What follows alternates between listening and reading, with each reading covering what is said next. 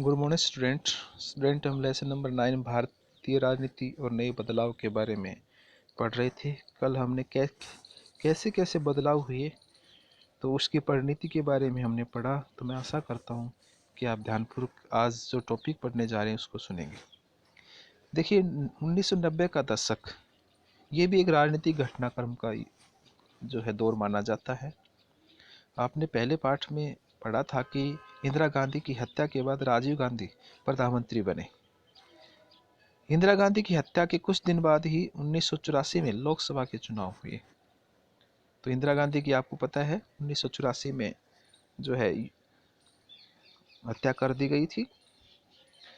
राजीव गांधी की अगुवाई में कांग्रेस को इस चुनाव में भारी विजय मिली क्योंकि सहानुभूति की लहर जो है पूरे देश में चली। 1980 के दशक में आखिर के सालों में देश में ऐसे 5 बड़े बदलाव आए जिनका हमारी आगे की राजनीति पर गहरा असर पड़ा। पहला, इस दौर में एक महत्वपूर्ण जो घटना घटी वो 1989 के चुनाव में कांग्रेस की हार। जिस पार्टी ने 1984 में लोकसभा की 415 सीटें जीती थी वह इस चुनाव में महज 197 सीटें ही जीत सकी। 1991 में एक बार फिर मध्यावधि चुनाव हुए और कांग्रेस इस बार अपना आंकड़ा सुधारती सत्ता में आई। बहरहाल 1989 में उस परिघटना की समाप्ति हो गई थी जिसे राजनीति वैज्ञानिक अपनी खास शताब्दी में कांग्रेस प्रणाली कहते थे।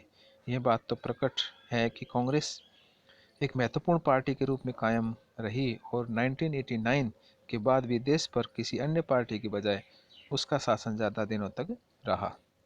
लेकिन दलीय प्रणाली के अंदर जिसे प्रमुखता इसे पहले के दिनों में हासिल थी वैसी अब नहीं है, अर्थात उसमें कुछ बदलाव आया। अब देखिए इसमें कार्टून में दिखाया गया है कांग्रेस लेस गवर्नमेंट।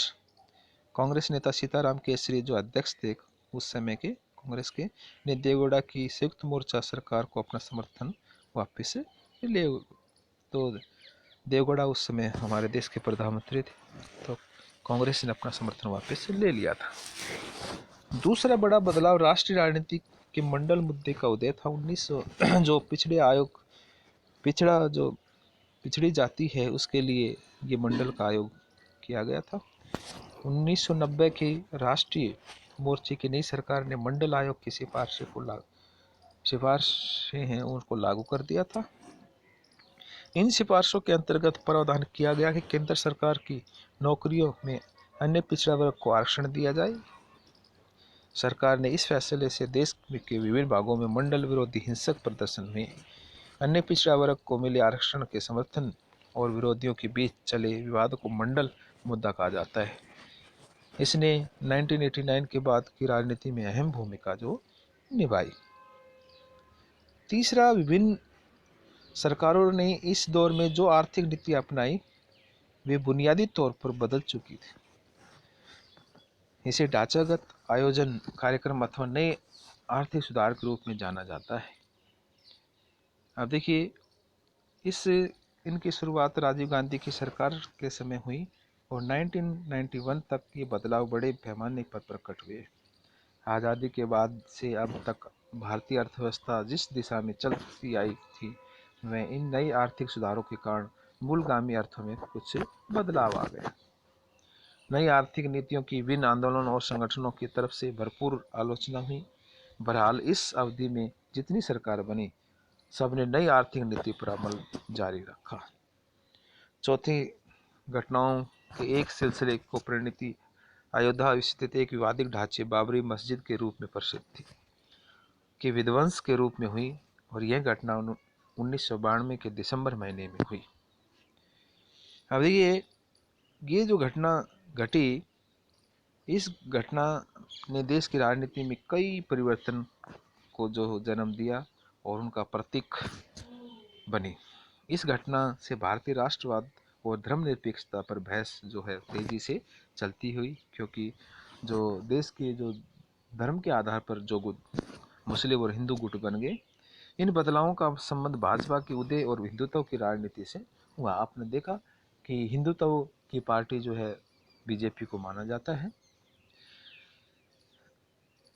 अब देखिए, अभियान के सिलसिले में तमिलनाडु के दौर पर देखिए, इस सिलसिले में आखिर बात यह है कि मई 1991 में राजीव गांधी की हत्या कर दी गई और इसका परिणाम कांग्रेस पार्टी के नेतृत्व में परिवर्तन हुआ और राजीव गांधी चुनाव अभियान के सिलसिले में तमिलनाडु के दौरे पर थे। तभी लिट्टे से जुड़े श्रीलंकाई तमिलों ने उनकी हत्या कर दी। 1991 के चुनाव में इसकी हत्या क्यों की थी? क्योंकि शांति सेना के लिए जो हमारी सेना राजीव गांधी ने श्रीलंका में भेजी थी, इसलिए लिट्टे जो थे वो वहाँ के जो गुट था उन्होंने इनका विरोध किया था। 1991 के चुनाव में कांग्रेस सबसे बड़ी विजय पार्टी के रूप में सामने आई। राजीव गांधी की मृत्यु के बाद कांग्रेस पार्टी में नरसिंह राव को प्रधानमंत्री चुना गया। अब देखिए गठबंधन का युग।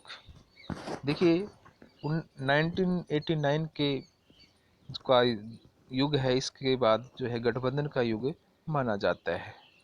तो जो भी पार्टियां हैं, जिस पार्टी को बहुमत नहीं मिलता था, वो पार्टियां जो है गठबंधन की सरकार बनाने के लिए अग्रसर रहती थी, क्योंकि उनका अपना हित वो साधना चाहते थे। तो स्टूडेंट, कल हम इसके बारे में डिस्कस करेंगे, तो मैं आशा करता हूँ कि आप इसको ध्यानपूर्वक सुनेंगे। Thank you.